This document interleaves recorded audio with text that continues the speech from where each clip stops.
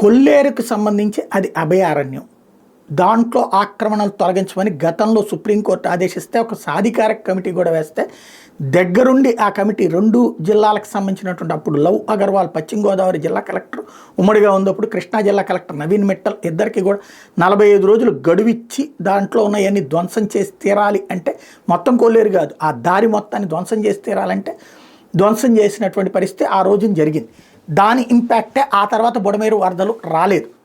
బుడమేరుకి సంబంధించి మళ్ళీ మునిగింది మొన్ననే. ఎందుకని మళ్ళీ అక్కడ కట్టలు వేసేయడం వల్ల బుడమేరు వాటరు ఫ్లో ఎక్కడంటే డౌన్ అంటే డైరెక్ట్గా ఉప్పుటేరు మీదుగా కొల్లేరుకు పోవాల్సింది. అక్కడ ఎప్పుడైతే కట్టలు కట్టేశారో ఇక్కడ మళ్ళీ బుడమేరు పొంగినటువంటి సందర్భంలో శాస్త్రంగా పొంగిన తర్వాత ఒక రోజులో వెళ్ళిపోవచ్చు ఆ కింద కనుక ప్రాబ్లం లేకపోతే. బట్ అట్లాంటి పరిస్థితిని ఫేస్ చేస్తుంది. వాస్తవంగా అయితే ఇక్కడ బుడమేరుని ఇటు కృష్ణానదిలోకి మళ్ళించేశారు కాబట్టి ఆ కింద ప్రాబ్లం లేదన్నటువంటి రూట్లో మళ్ళీ కట్టేసేసుకున్నటువంటి పరిస్థితి.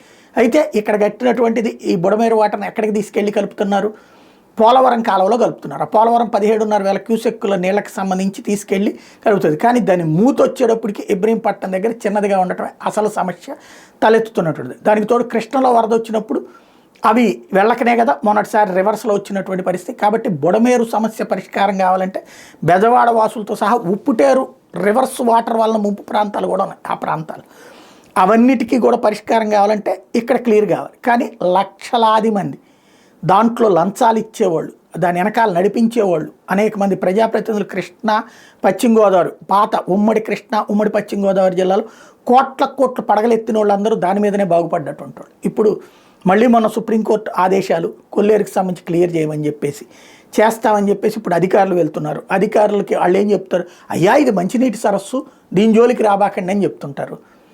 మేము ఇవన్నీ కూడా రాష్ట్రానికి నివేదిక ఇస్తాం కేంద్రానికి నివేదిక ఇస్తామని చెప్తున్నారు అధికారులు. ఓవరాల్గా కొల్లేరు ఆపరేషన్ జరుగుతుందా సందేహాస్పదమే.